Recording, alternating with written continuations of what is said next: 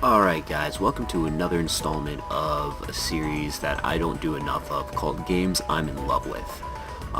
This is one of my one of my brother's all-time favorite series, and I totally understand why. This is a game in particular that's kind of near and dear to my heart. Shit, I didn't mean to do that. Whoops. Oh yeah, I did mean to do that. So this is Ratchet Deadlocked. Part of the Ratchet and Clank series. I've gone through quite a bit of it so far. This is technically Ratchet and Clank 4, I guess. And this is the PS3 remake. So what we're doing here is just a kind of not loot fest. It's a shoot fest. It's a shooting fest.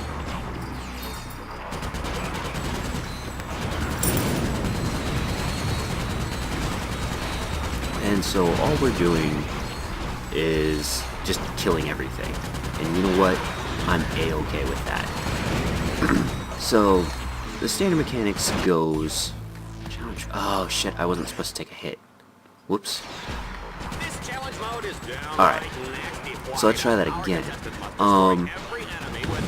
And this is kind of an arena shooter. Like, believe it or not, they aren't dead. But there is still, like, progression.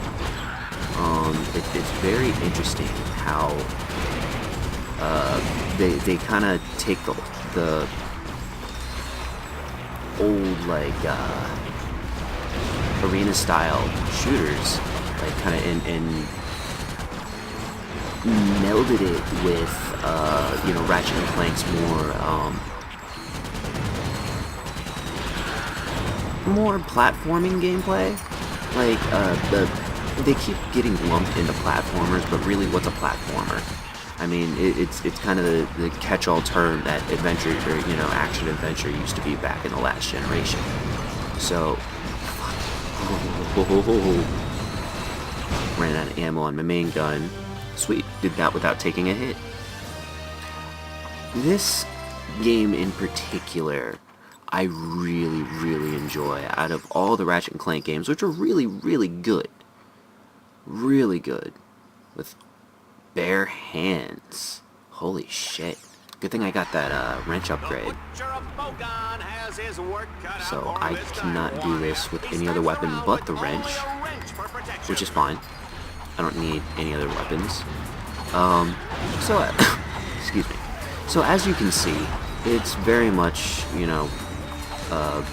action game, Kill stuff, as I've said before, kill, kill, kill. And I'm a big fan of that. But this game has a sense of style and a sense of humor that you don't see in most modern video games. Fuck you. I forgot you could throw that. And the writing in this game is masterful between the host, the witty host, or the commercials that kind of endorse the other gladiators, and I'll get into the story in a bit. From just the quips between Ratchet and Clank over the intercom, which is also just hilarious. I love it. I love this game. I really do.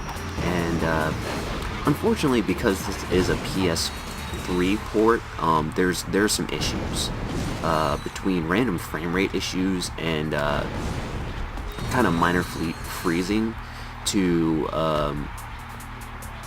actually some severe frame rate issues, and the fact that the online hasn't been updated at all.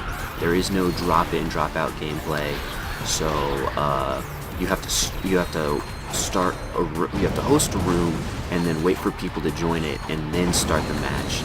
And I've never seen anyone online. Granted, I've only played, either in the morning or very, very late night. So maybe it's just, no traffic around those times. But actually, I haven't really been Haven't really been doing too much of the primetime gaming. I haven't really been doing a lot of multiplayer gaming. Oh, this is cool. So, you're only allowed to use whatever weapons you pick up. And this is, I mean, these are just random challenge modes that I'm going through. This isn't any of the story. But as the story goes, you, Ratchet, after the end of the third game, after finally putting an end to Dr. Nefarious's deeds, you get captured by a television despot, I guess? I guess that would be the best way to describe him. He's this... Imagine alien Ted Turner with absolutely zero morals, as opposed to, like, few morals. This guy captures Ratchet and then puts this collar on him that if he doesn't do what he's told, it explodes and he dies. So he is being forced into gladiatorial combat to entertain millions. Jesus Christ. Oh, that was dumb. Oh, sweet. More and so, you know, they get... Sorry, that was my cats. They're going nuts. You will hear their bells. With them in gladiatorial combat, Ratchet kind of starts enjoying himself. It's kind of this weird Stockholm thing that he's got going on. It's really funny the way that they write it. But Clank never, you know, loses sight of what's going on. And I believe this is before or directly after Secret Agent Clank. I cannot remember. I'm not well versed in Ratchet and Clank lore as much as I really should be, because I really like this game and I really enjoyed the future games, but not as much as this one. Honestly, Ratchet and Clank future games are cool, they're funny, and they're fun games, but there is just, oh goodness, oh man, I'm gonna die. I'm gonna not die. Can I not die? Can that happen? Yes, that can be a thing. Yeah. I can't believe I did that. So, now that I've done that, let's see, ooh, gets to fight it right now. So, real quick, rundown, since it's a Ratchet and Clank game, if you are unfamiliar with them, I don't know why you're watching this channel. No, I'm kidding. You get weapons. Throughout the game, you either find them or buy them, depending on the game. This game, you buy them, and you then use them in combat, and for every time you make a successful hit with them, you gain experience.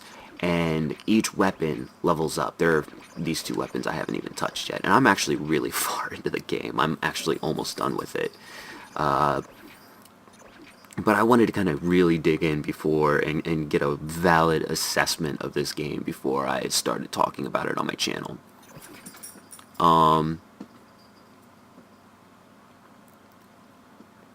Let's see here.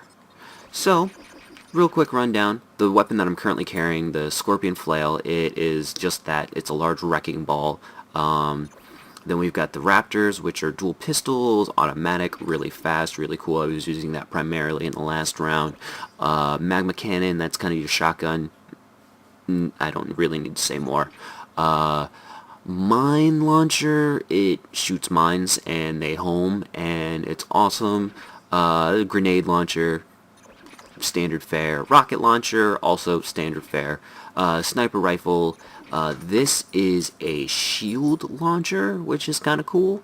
I don't really use it, unfortunately, but it's cool. It's a cool idea. And then we've got a turret launcher, which I've been meaning to use. I picked that up relatively recently, and I just keep forgetting I have it. And so, it gives you the description down below, and you can then mod them. You buy these Omega mods from the shop. I haven't bought all of them because the last ones get really fucking ridiculously expensive. And I've been spending most of my money in my bots, and I'll tell you about them later. And then you get these Omega mods, which you unlock once you start leveling up the weapon. Like my highest level is the level 10. That's actually the cap. These guys right here, I use them a lot. And you get these things, speed mod, armor or ammo mod, aiming mod, impact mod, and there's a couple others I don't seem to have unlocked. Damn. I forget what that one is, the plus sign. I wonder if another weapon that I have uses it.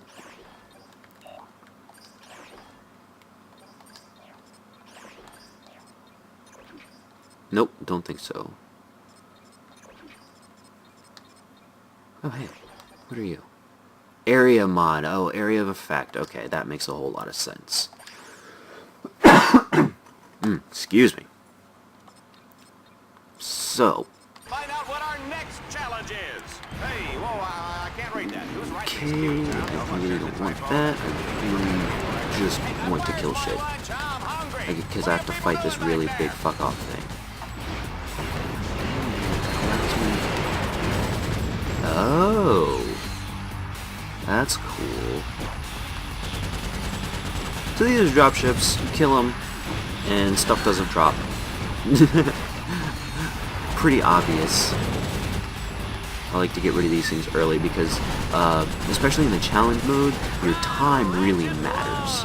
And so, really, what we're trying to do here is just complete it. I mean, this is a trial run. Like that last round that I had, they all have different stipulations. The last one that I had, I could only use weapons that I could pick up. The one before that, there was I couldn't be touched at all.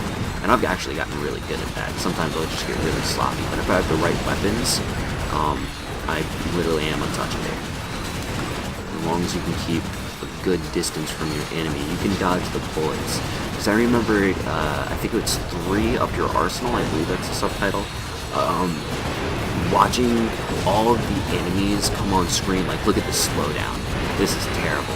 But anyway, as I was saying, watching all the enemies come on screen, then they start like just pouring bullets everywhere. But they move slow enough so that you can dodge them. And I thought when I was watching it as like a teenager, I thought it was kind of part bullet hell, part third-person shooter, part platformer. And that really intrigued me. And there are some spots in this game that are like it, but it's a lot more of a third-person shooter than a lot of the other things in this game. The platforming, maybe it's just because it's the PS3 port, the platforming doesn't feel as good as I remember it feeling, but I also don't have much experience with this particular game. But I remember the other Ratchet and Clank games feeling really tight and really kind of easy to control, so that you're not constantly just jumping off platforms needlessly and misjudging your jumps. Maybe it's just because of the camera controls and the way that the camera angles are set up in this game. It's supposed to be set up more like a shooter. So maybe that's why it feels like the platform is a little less, I don't know, flowing, I guess? But there's really not a lot of it to really speak of. And, that's cool with me. I'm fine with that. Because all in all, this is still a very, very enjoyable game. So, if you guys like the sound of that, oh, you know what, hang on, I totally forgot about equipment, because you also gain levels. As you can see, there's I'll explain that later. These robots are my buddies. They've been following me around, helping me fight. If you can also play this co-op with a friend, and if you play it co-op, the player 2 gets to control a super roboticized version of Clank, and it's really freaking awesome. It's really awesome, actually, to see Clank get in there and fucking get some. But these guys have different abilities. They can hack things for you to open doors. They can drop EMP on bigger enemies and stun them. If you tell one to hack something, then you can tell the other to shield the other, so they won't be interrupted. They can also twist bolts for you. and they've just got, like, I've upgraded them to the point where they've got a decent arsenal, which then leads us to the armor. I believe this is the strongest armor in the game. I almost through with this game. I don't know if I've stated that, how many times I've stated that, rather, but, I've got the fully upgraded lance, which is essentially a wrench, because Ratchet uses a wrench, I guess. Just puns, ha. Charge boots.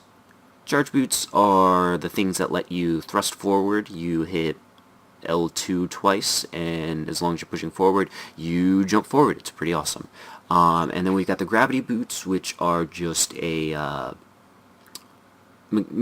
magnetic mechanic where you can grapple, or not grapple, but grab onto magnetic surfaces and walk upside down and up walls and stuff like that. And I've only seen it implemented twice the entire game. There might be earlier levels that can use it, and I just haven't gone back. But kind of disappointing. Kind of disappointing, because I really like that mechanic in a lot of video games, and Prey for one. That was awesome back in the last console generation. So no one ignore the jump cut right here. That sweet weapons are leveling up like crazy, which is great. It's fantastic.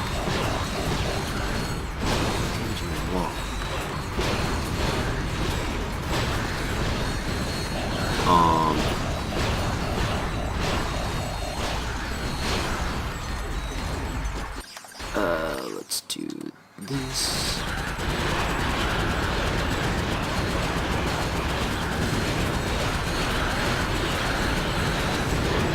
And so if this seems like a game that you really like, you really enjoy, and for some strange reason your PS2 is broken and you can't get a hold of this game, this is definitely worth the $10. I mean, to tell you the truth, if you'd like to see the game in total, you know, high definition fidelity, you really can't go too wrong. As you can tell, there's some serious slowdown issues, and that would be inexcusable, except for the fact that when you look at it, all these are 3D polygons. The money that's rushing toward me, not money. All the particle effects from the freezing, you know, from the freeze effects of the shotgun that I had equipped to. Damn, I'm like totally out of here. Let's see here. What can I do? What can I do?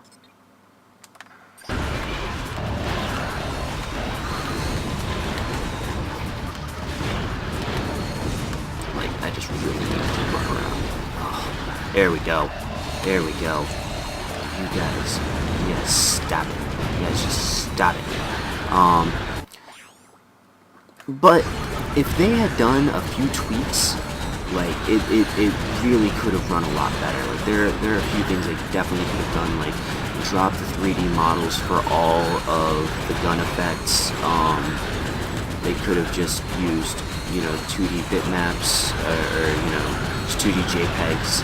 I know it's really cheesy, and you know, probably wouldn't have done the game as much justice visually, because this game is pretty. Okay. Did I do it? I did it! I did it! Woo!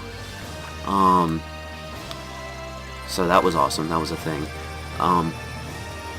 But it's definitely worth the $10, and if you get friends together, then you can actually take this game online and play with your friends, since you all can host and control that.